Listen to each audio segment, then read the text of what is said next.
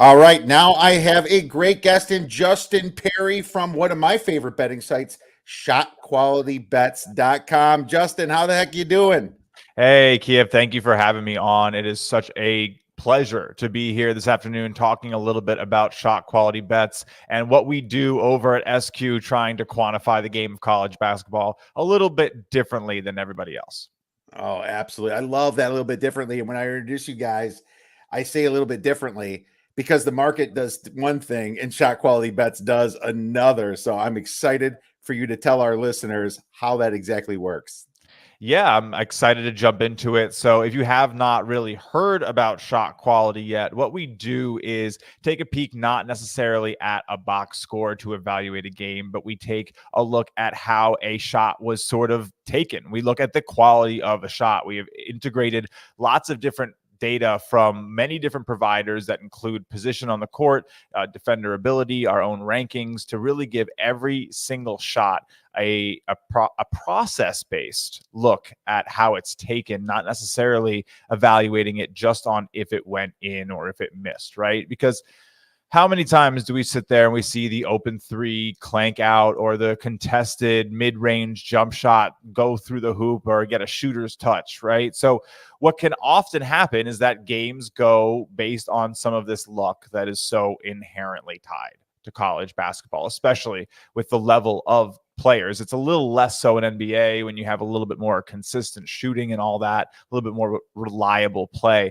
But in college basketball, for sure, that noise, that variance, that the discrepancy between what maybe you can expect to happen based on the shots taken versus what actually happened on the floor can be pretty wide. And very often do we find that things don't perfectly line up. So what we try to do at Shot Quality is remove that, I guess, the difficulty of evaluating a game based on just how many points were scored or how many of the shots went in the hoop. We take a look at, was this a good shot created? Was it a good possession? Did they get to a spot on the floor where that specific player is good at getting the ball in the hoop? You should not be, giving the same credit to a big man behind the arc as you do one of the top 3-point shooters in the nation. And so shot quality weighs all of that in. It gives a look at every single defense, how much people are closing out on shots, how much space is available on the floor. And then, of course, lots of different other metrics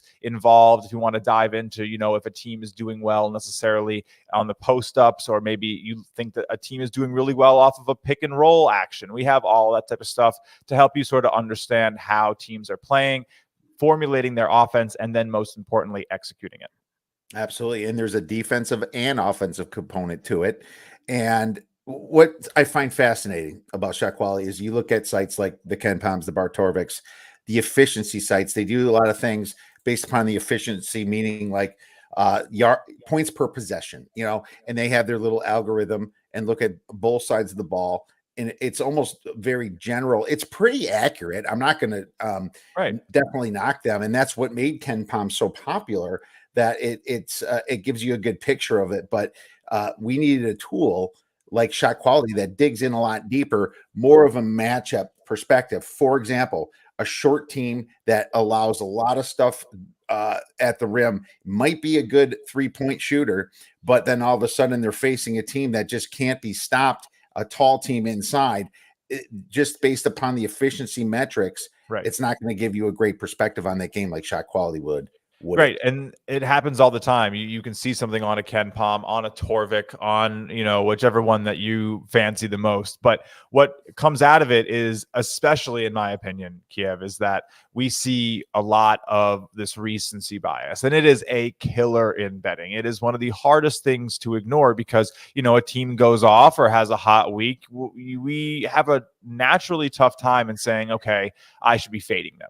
And it's hard because the books know what they're doing. They know how to offer lines that seem like they're still doable, or maybe almost color your perspective into thinking, okay, here's a big line. They should get it done. Why would the book give Arkansas a minus 20.5, at home against UNCG if they can't do it? Well, what happened, right, is the UNCG played them tough inside and out. And I would probably wager money that you could dive into a little bit of that shot quality type of evaluation on these teams, how they function, if they have, an ability to defend three-point shot, or if they're really keeping teams away from finishing at the rim, or maybe that they're really good at forcing defensive turnovers against a team that has never seen that type of defensive scheme before. All of that really plays into how these systems of offense and defenses that these coaches have woven together really interact. And so shot quality allows you to get a little bit of a deeper, cleaner look without some of the messiness and cloudiness of the random side of college basketball, because it's almost impossible to just look at a box score and get an actual view of what happened. I mean, I was actually at the Garden last night for the Jimmy V Classic, got to watch Iowa play Duke. And that game, you sit there on the floor, it felt like Iowa played better than the score was showing. Duke was nailing threes, getting their open looks to fall, and the competition, Iowa, the Hawkeyes couldn't get that to happen. So do you really just crucify Iowa and say, okay, they're no good? Or do they just have a little bit of an off night? And if they performed as expected, would they have met their line? And the likelihood is yes. And shot quality said yes, too. We actually had that one coming in right at the close as a 1-point win for Duke. So very interesting to consider. Wonderful example. Kind of like when Tennessee lost close to home against Colorado by 8 points. People thought, they could be hard to bet on Tennessee the next game. Well, they beat Florida Gulf Coast by 31 the next game, and then they beat Butler by like 26 points. It's just, it is what it is. That's the way things are done, and that's how books sucker people into betting. So glad that you brought that up. Has to do with tempo, turnovers, everything is analyzed at shot quality. One bet that I made from Sunday that agreed with my numbers was shot quality telling me to take Nebraska, because the matchups with Nebraska against Creighton, who everyone loves Creighton this year, 15-point spread, said there's 6 points of value on taking Nebraska here. I myself saw in-state rivalry, being a creative handicapper looking at a spot. I'm like, these kids are not going to lay down when they get there. Everything agreed. Nebraska won the game outright at plus 600, Justin. Yeah, I mean, that was a great example of what we saw with this Creighton Nebraska team matchup and what shot quality is able to do. So what we have with shot quality is the ability to look back at the game and tell you how things should have went. And now look, Creighton probably got a little bit unlucky, right? We could see here quite easily in our luck description, Creighton was expected to score 12 more points on three-pointers. They were expected to win the game. They scored 20 points, almost less than expected. But you want to know what? Good teams win, great teams covered, great teams cover. Shot quality still would have expected them to get this one done against the spread. But what's really interesting, this is our post-game view. So you can diagnose a game after it's completed, understand, all right, they really were expected to shoot better, both mid-range and on three-pointers, 18 points from these jump shots that just didn't go down. So they were getting the looks that a team like Creighton normally scores more on. But let's say that you wanted to take a peek at how we said the game was going to go initially. I don't know. I have to go find it here. My apologies. You can go check out what would happen if Creighton were to host Nebraska, and you can see what our model projected it as, which is something that you can see on the value finder when it, of course, is the right day. But we did have this one coming in a little bit closer to 9, so we illustrated a nice amount of value. You maybe saw that, look, Nebraska's still getting to the rim and threes, the most effective shots in college basketball by what shot quality tries to convey, pretty well. And their defense has been, pretty consistent. The Nebraska defense is maybe a little bit sneaky right now. And we saw that, that might be part of why Creighton couldn't get some of those shots to go down. And there's a lot of other information here. Some great stuff diving into, how different teams maybe try to play, seeing the frequency of half court sets from Nebraska versus, maybe how good Creighton is at defending them versus, I don't know, the matchup that was probably more interesting, which was the Creighton Blue Jays offense against the Nebraska defense. But a great game, really cool to evaluate it, dive into, how these teams have been playing. You can check out anything you want on any of the last few years on these teams. If you like going back a bit, we have all the data, talk about all their results, see games where they, like this one lost, but should have won. Very easy, highlighted. And then, of course, if you need the upcoming picks, we can go talk a little bit about the value finder and easily sorting into points of play value, which is always fun. Absolutely. And I love it. It's such a great tool to see that different perspective. And I love the fact that it even showed you that Creighton should have won this game, but Nebraska still would have covered the spread based upon what we were looking at. That spread was monstrous. So awesome points right there. So that brings us to a couple questions. Why don't we get into a couple games is what I should say, not questions. What do you got going on for Thursday night, and how can you use this as an example of maybe a play you might like or a game you just want to look at?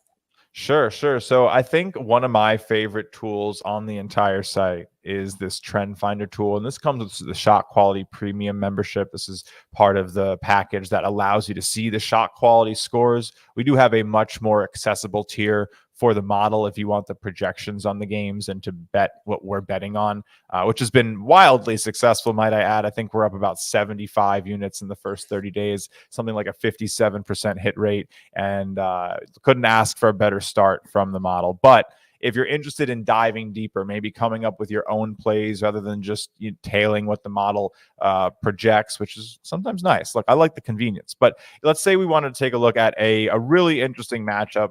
We have Iowa, who's going to be playing this, I guess, rebound game against a massive rival in Iowa State coming up. You can enter Iowa into the trend finder and very quickly see how they've done so far this season. 6-2 on the money line, 5-3 against the spread. But if you can see here, it's a little jarring. Shot quality scores would have them at 2-6.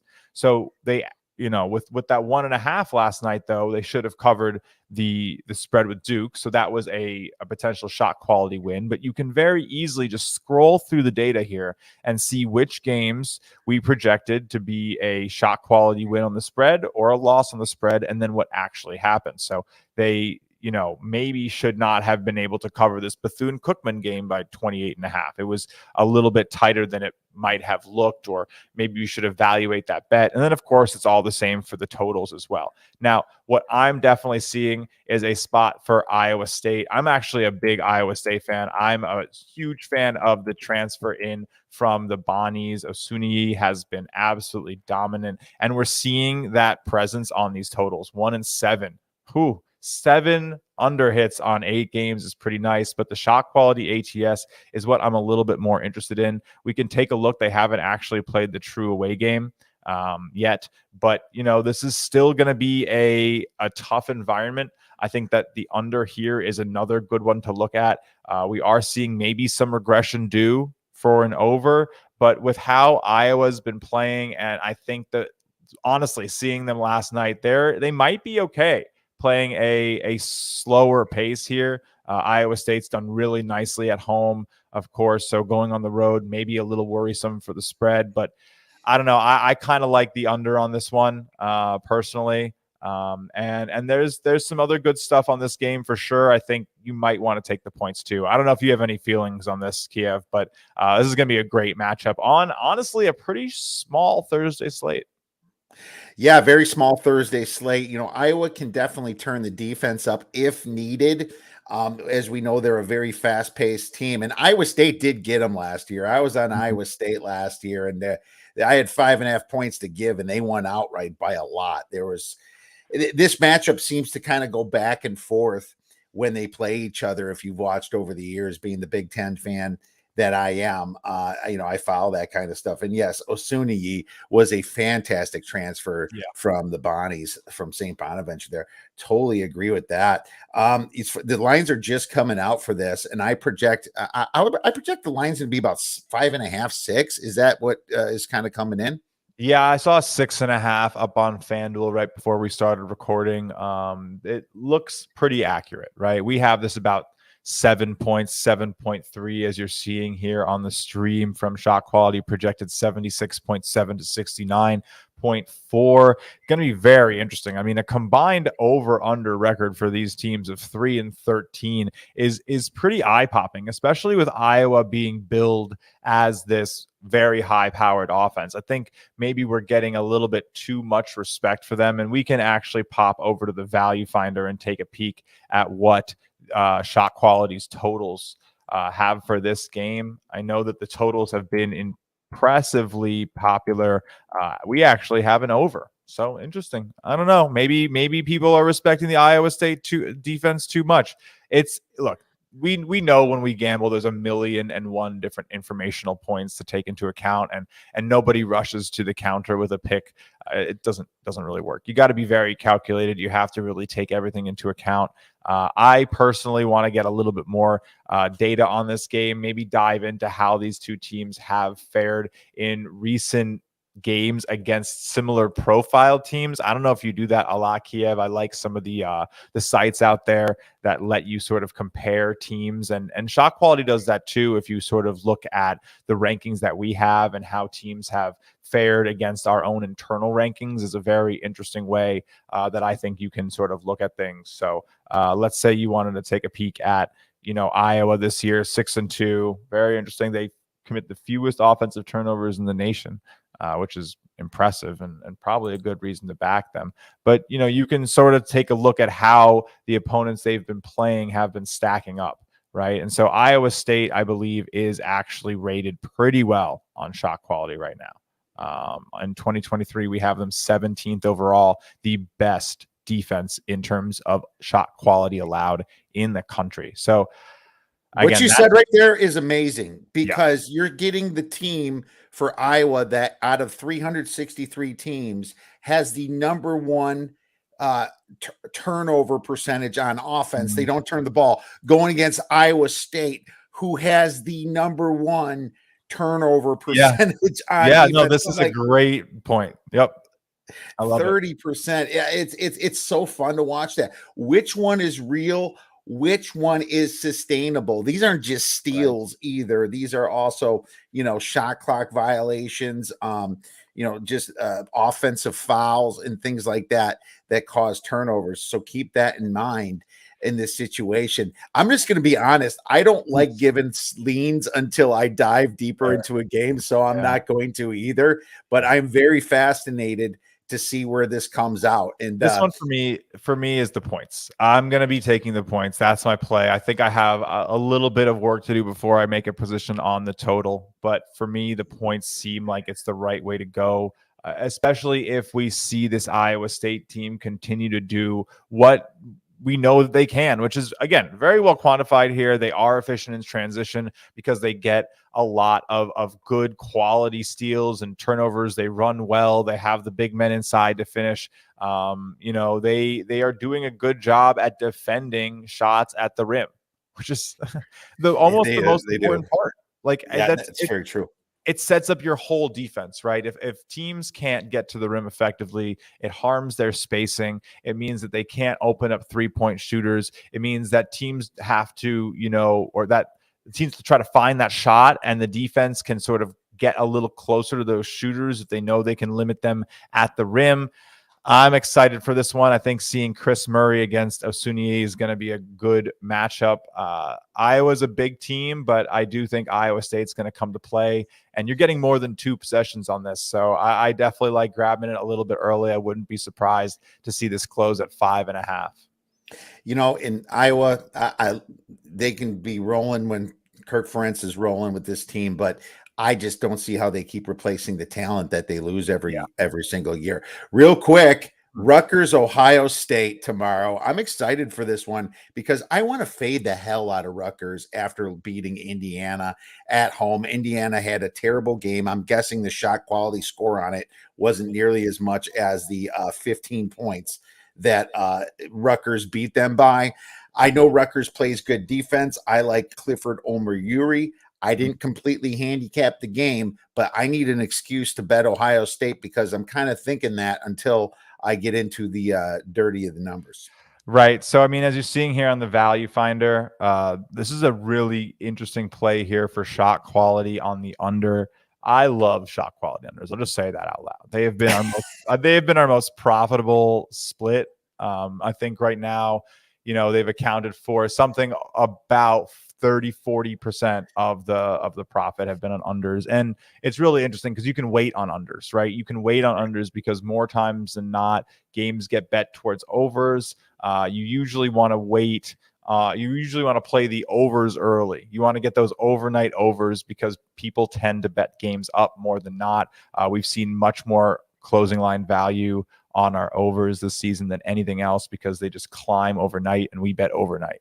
But you can see the spread here projected for shot quality at 3, and the consensus is 6. I mean, this is a tough one for me. I'll tell you why. I love taking this Ohio State team at home, man. They are dominant at home. They have been so nice in these home games, and we can go take a look at what those games have been like here in 2023. Again, St. Francis, PA, they put on a show, almost 40 points, shot quality score, even that above 23, 24 points, which is pretty big. Duke, a tough challenge, but on an away game. And those 3 home games to open the season, just easy covers, all 3, almost 40 against Robert Morris, almost 30, 25 plus against Charleston Southern, and then Eastern Illinois, they took them as well. I mean, that game was actually supposed to be really close. I didn't even know that. That's crazy. Shot quality projected Eastern Illinois to hang with Ohio State. But yeah, I tend to think that Ohio State gets it done at home,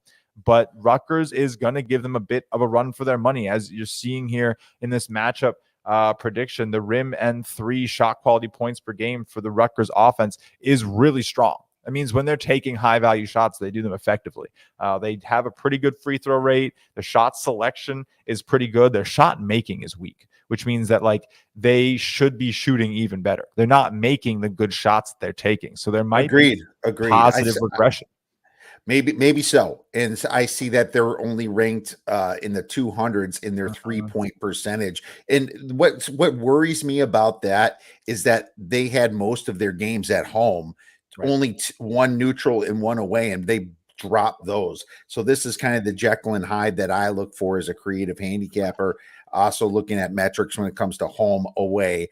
I think those situations are important to look at as well. I mean, what a big win against Indiana, though. I mean, that is that's crazy, and that's so tough to handicap afterwards, right? Because you're like, where? And again, you can see shot quality only giving it an 8-point win at home for Rutgers, but that Indiana team is pretty highly regarded, and you can see what it did for Rutgers this year in our rankings. I mean, we're putting them at 6th. I don't know if I personally would put Rutgers as a top 6 school in the nation right now, but that type of performance and how they've been able to limit teams both on offense and also run it up on defense, like you're seeing some of these scores down here, an 89-69 and 83-56 on shot quality, a 90-60, like this type of discrepancy and difference that they're able to sort of generate against their opponents is what you're seeing reflected on shot quality. They allow much worse looks than they take themselves. And that's the key to basketball. Make it harder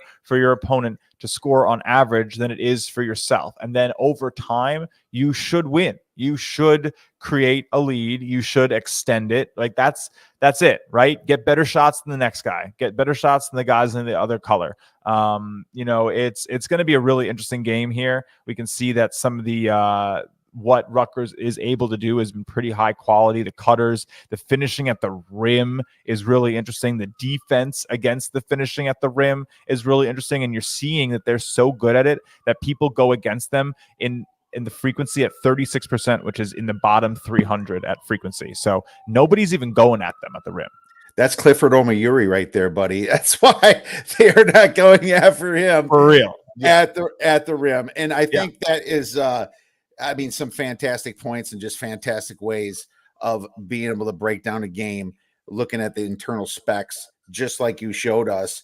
Real quick, before we go, I believe you guys keep track of your shot quality ATS plays. What are those records?